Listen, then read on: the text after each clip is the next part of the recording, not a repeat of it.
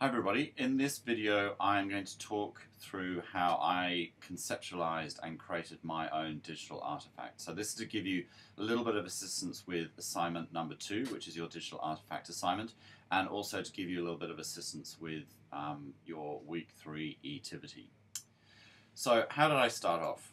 So I started off by thinking about a problem that I wanted to resolve. So it's all about problem identification, and this is really important in creativity and imagination.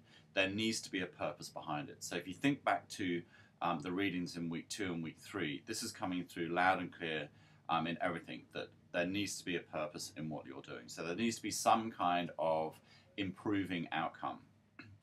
So could I identify a conundrum in my life that needs solving? There are many conundrums in my life, but I needed to identify one that would make sense and would be helpful if I spent time trying to work out a way to solve it.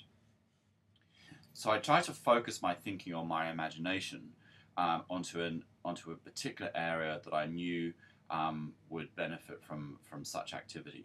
And I'm really interested in improving my practice as a teacher. So as a lifelong learner, I really enjoy teaching. But I know that each day new things happen, new theories emerge, new functions emerge, new resources emerge that are there to make us better.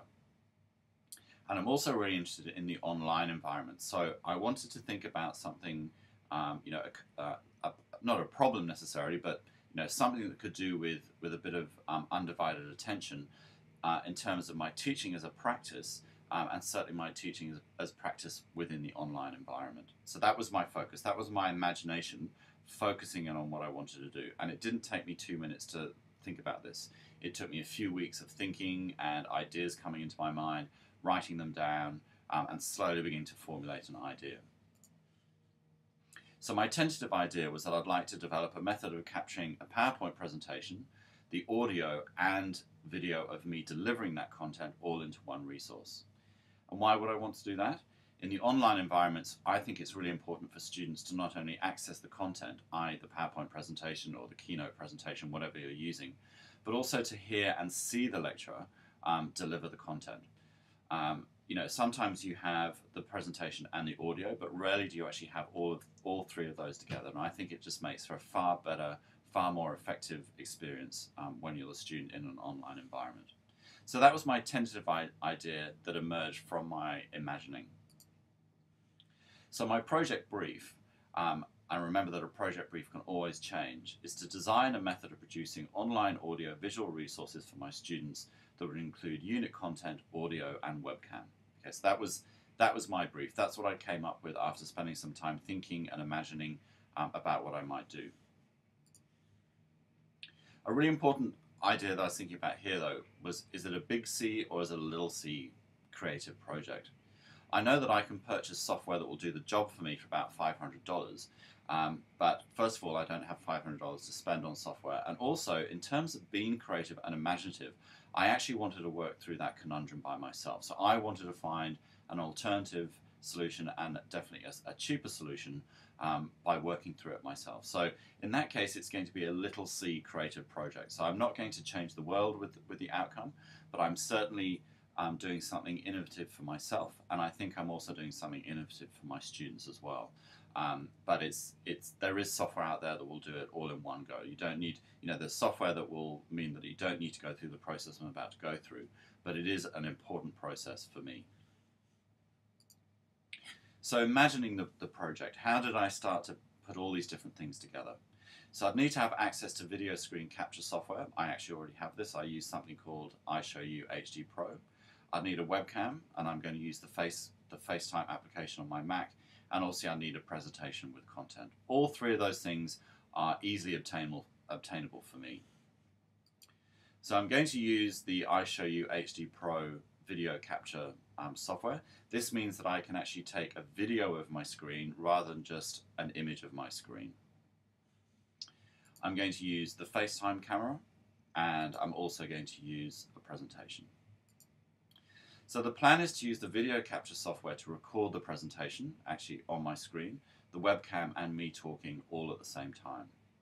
iShowU HD Pro then produces a video that you can upload to YouTube or any other kind of file sharing website for easy access. The first step I take is to open the relevant applications on screen to see how they look together. And so that means I'm going to open up the webcam, the presentation, and also the screen capture software. And I get something looking like this. Okay, so not only do I look glum in that, but it's a bit of a mess. So in the background you've got the PowerPoint. Well, in the very background you've got the blue of my screen, of my desktop. Then you've got the PowerPoint presentation. Behind, and on top of that, you've got the iShowU HD Pro software, and then you've got my webcam on top. So all applications together, but they're not looking very good. So I need to start refining what I've actually done, or what I'm going to do to make it look better and get the outcome that I'm looking for.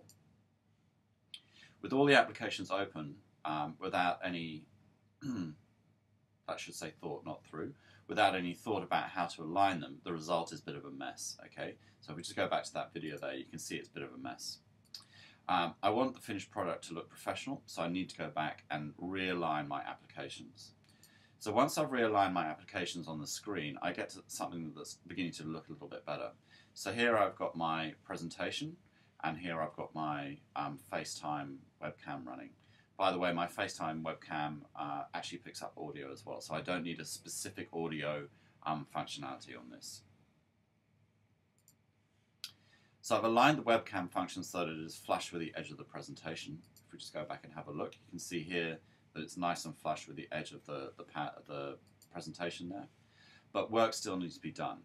The individual slides are still visible on the left-hand side of the presentation, down here. Okay, so that's almost like the editing function, the editing version of a presentation, and I don't want that. I only want the main slide to show, and items on my desktop are visible behind the webcam. So here you can see there's an image on my desktop, and I don't want that to be there either. So I edit the capture space using iShowU HD Pro, meaning that I can choose which part of the screen is going to be videoed. So if you have a look at this screen here, you can actually see here there's an outline, there's a sort of a boundary, and these little marks here mean that I can drag the size of that frame. So what I can actually do is I can still have all my applications open, but I can choose what part of it is going to be videoed. So this allows me to make the presentation a little bit slicker. So I end up with a screen looking like this. So this is the screen that you see, but I actually see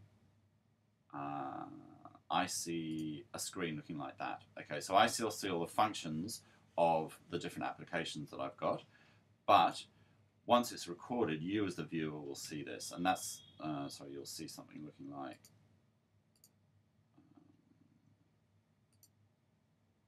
yeah, that one there. So that's what I want. Okay, so I want my video here, and I want the content there. I can then run through the presentation, but you don't see any of those extra slides. So I can actually control the presentation by clicking up the slides on the left-hand side of the screen here. Okay, but what you actually see is you actually see the just the bit of the screen that I wanted you to. So iShowU HD Pro is capturing the main slide and the webcam, resulting in a professional feel to the resource. When I'm ready to record, I ensure everything is ready and I have prepared what I'm going to say. And once the recording is finished, iShowU HD Pro produces a movie file, and then I can upload that, for instance, to YouTube, and then I provide the URL for you to look at. So that was my development of my digital artifact. Now, of course, it does need a little bit more content than that, and you also have the journaling component of it. For the journaling component, I would have used something like a WordPress blog, and I would have taken notes of what I was doing all the time. You know, each time I did something, there would be a new entry on the blog, and it would refer back to the readings. So when I actually come to submit my assignment at the end, what I would have is my WordPress blog, and then somewhere in there I'd have evidence of this, of my actual artifact. So my final artifact is how I have managed to produce an audio visual learning resource for students. So I hope that makes a little bit of sense. If you've got any questions, obviously come back to me. There is an Adobe Connect session tonight. Today's Thursday the 14th. But the discussions are beginning to happen on Leo now, so this is a bit more of a challenging week, and you're doing really well, so keep up the good work.